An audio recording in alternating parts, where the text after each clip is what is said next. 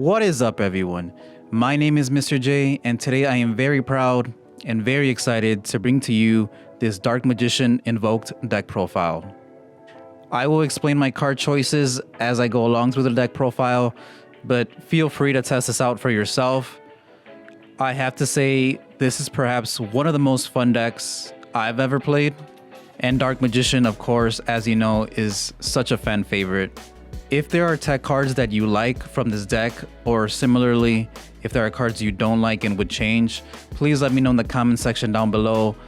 Constructive feedback is always welcome, as I always say in this channel. But yeah, that's all for me. As always, thank you guys for watching and enjoy. Okay, starting off, we're playing the 3 very mandatory copies of Dark Magician. Some Dark Magician players like running 3 different artworks, but I'm just way too OCD for that. So I'm running 3 copies of the sexiness you see before you. Usually I want to see 1 copy in my opening hand. I just don't want to see multiple in my opening hand because then it's a sad day. Moving on, we have 3 copies of Magician's Rod. This is the best normal summon in the deck, hands down. Magician's Rod can fetch you any Dark Magician spell or trap that you need to get your engine started. The only real downside to Rod is that there's only 3 copies of it in the deck, and there's no way to search it outside of that from the deck to the hand. Alright, next up we're playing 3 copies of Apprentice, Illusion, Magician. In this deck build, 3 Apprentice is mandatory because it gives you the extra body on the board to go for your Verte Anaconda play, and it also searches you a copy of Dark Magician from deck to hand. Which brings me to my next thing. If you haven't noticed yet, I'm not running Magician Souls. While I love the deck, Magician Souls is running at about $80 to $90 right now at the time of this recording, and I'm just not about to spend $240 minimum for that. I'd much rather spend the money on some copies of Infinite Impermanence or on collecting other staple cards. If you have the cash for it, yeah, go ahead. You can ditch Apprentice and the Invoked package that I'm about to reveal, but the Invoked package will save you way more money if you choose to run that instead.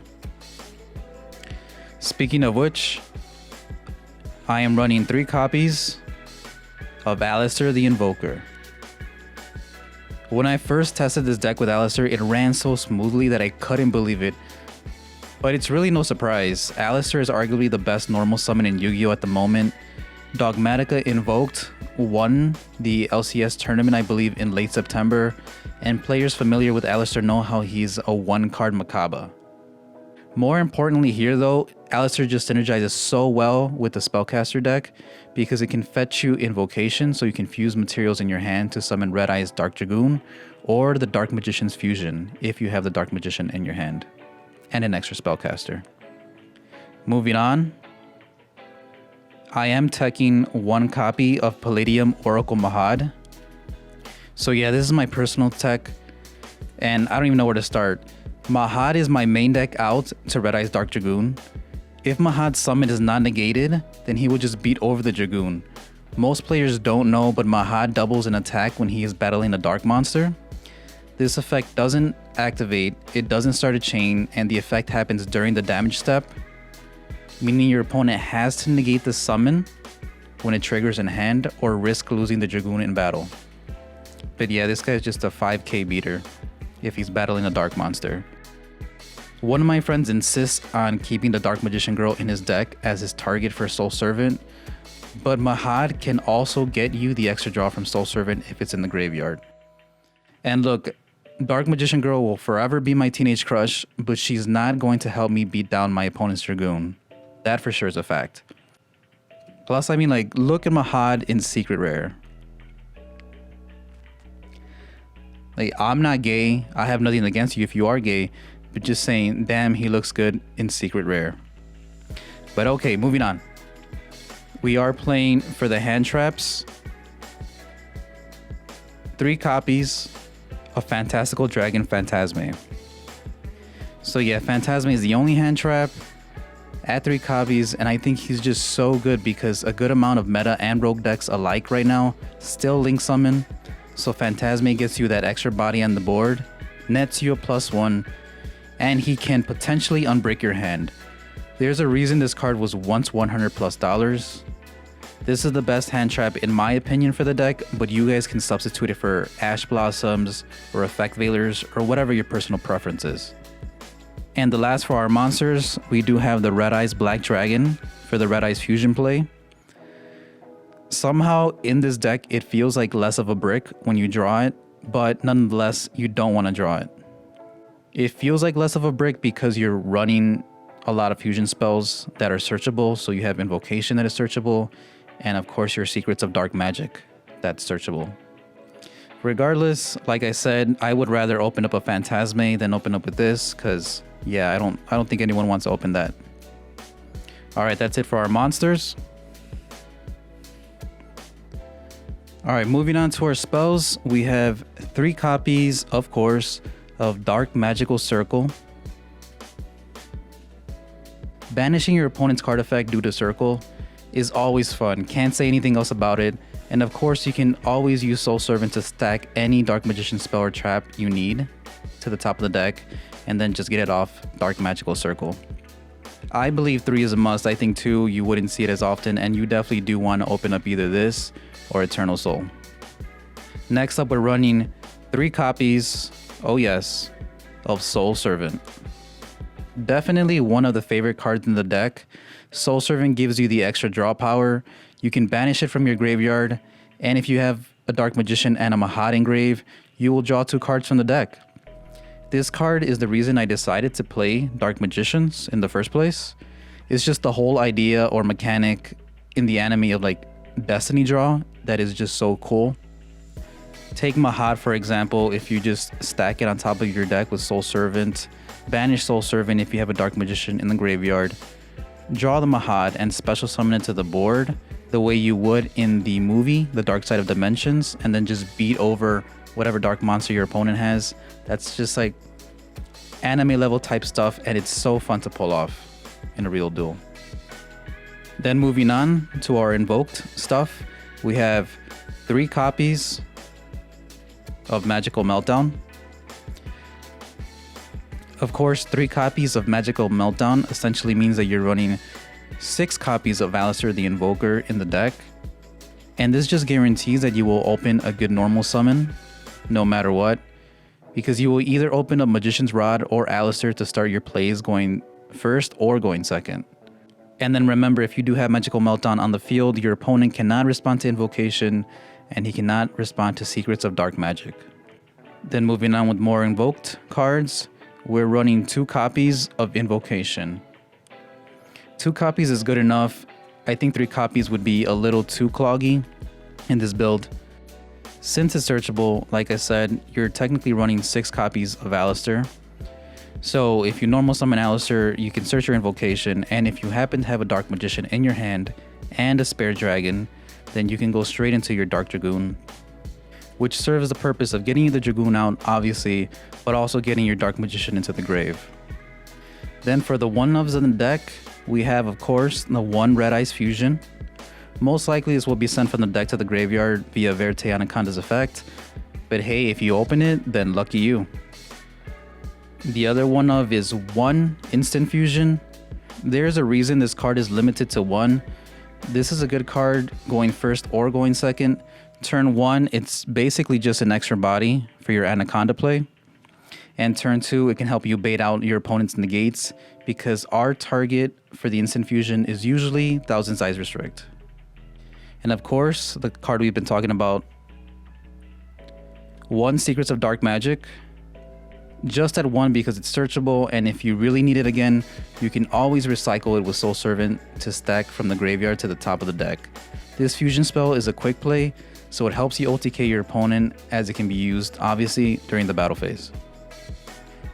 Then we are also running 1 copy of Magical Eyes Fusion. I really like this card, even though it can be a brick going first, but first turn sending the Red Eyes Fusion with the Anaconda, and then you could follow up with the Magical Eyes Fusion after that. And if anything, as a last resort, you can use the Magicalized Fusion to bring out the Dark Magician's Fusion monster from the extra deck. And for the last of our spells, I am running the 1 copy of Illusion Magic. This is the only card of the deck I'm iffy on. I want to take it out, but not sure for what yet. The good thing is that it is searchable, and it's mainly the reason why I like it. But this card is great for getting your Dark Magicians from either the deck or recycling them from the graveyard. And I think it's just very essential sometimes mid to late game when you need cards in your hand to keep your Red Eyes Dark Dragoon's negate effect live. But yeah, that's it for our spells. For our traps, we have, of course, 2 copies of Magician Navigation. This card is one I sometimes want to cut down to 1 copy, but it just nets you so much advantage if you summon a Dark Magician and the Apprentice Illusion Magician with this effect, because Apprentice will get you another copy of Dark Magician from deck to your hand for the free, right?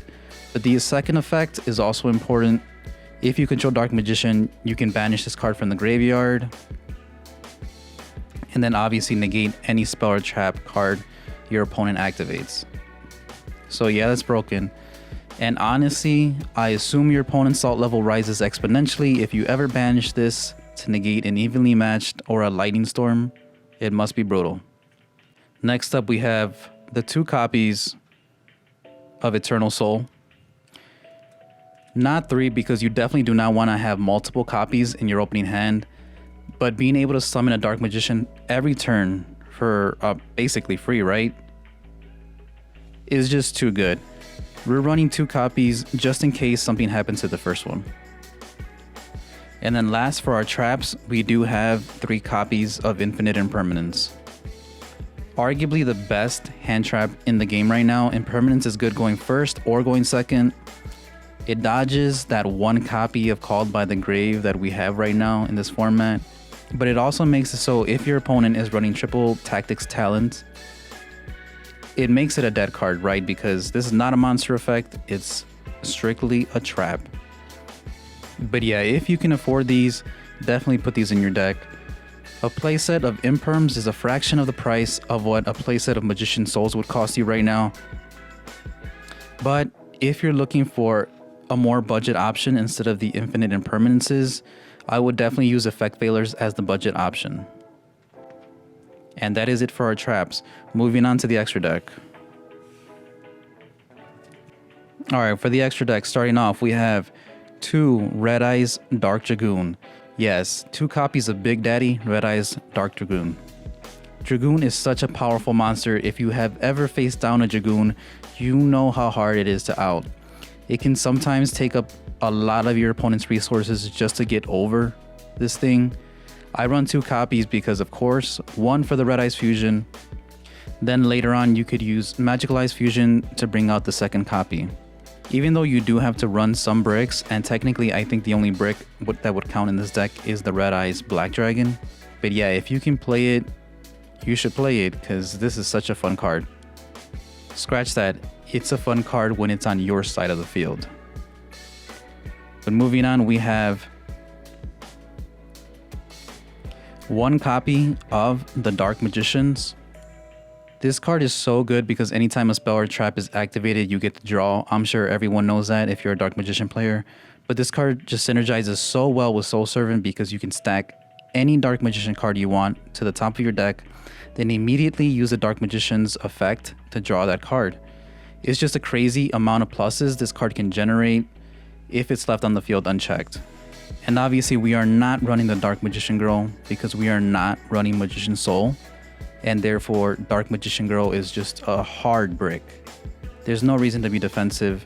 I'm not summoning the Dark Magicians just so it can be blown up or destroyed in battle. My playstyle is more offensive, so if I summon this, I plan for it to stay on the field.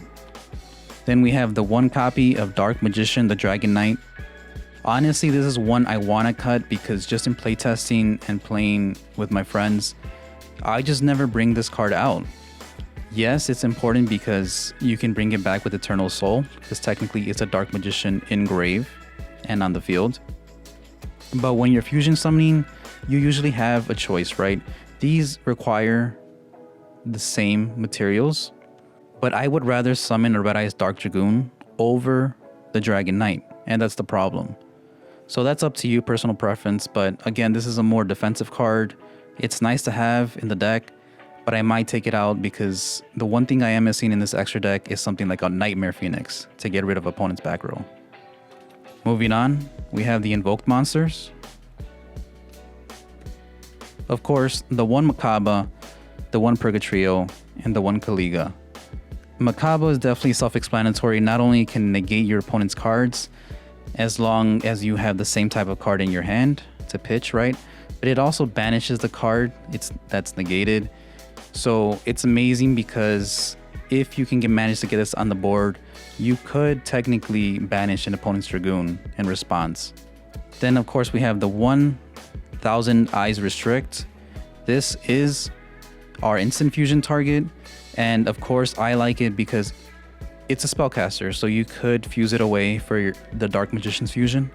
But more importantly, I just like it because it definitely forces out some negates on your opponent's end.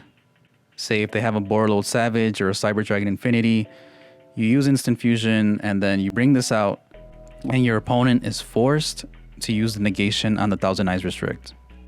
Then we have, for the links, we have the Predaplant Verte Anaconda. Yeah, the one copy. You already know the play. Link 2 effect monsters for this. Send Red Eyes Fusion and get yourself a Big Daddy Dragoon to your side of the field. Definitely mandatory here.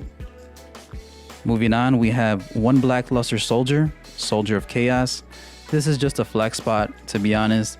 I'm playing this because this is my YouTube channel's avatar, but at the same time, it's super easy to make because Dark Magician as a material will make it so this BLS cannot be targeted or destroyed by your opponent's card effects.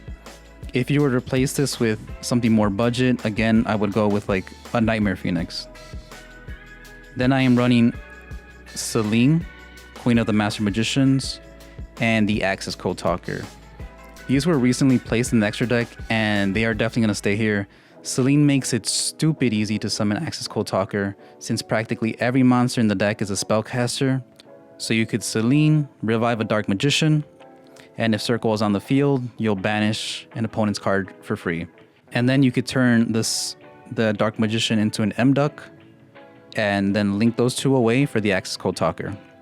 And Access Code Talker, the reason I'm not taking it out is because it's just an easy way to beat over your opponent's Dark Dragoon.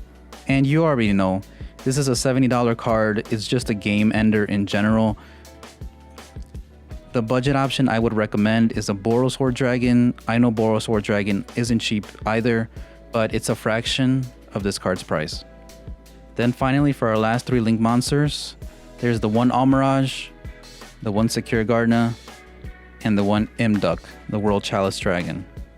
So you already know we have the Almirage for the Alistair, basically setting up for a Purgatrio play.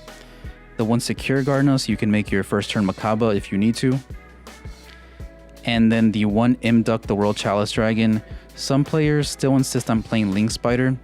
I really don't get it. M-Duck is a dragon, so you can fuse it away with your Dark Magician to make the Dark Dragoon or Dark Magician the Dragon Knight. It also has this really neat effect that if it's pointing to an opponent's monster at the start of the damage step, I believe, it would destroy that opponent's monster. So really cool. I don't see, again, why anyone would play Link Spider over M-Duck.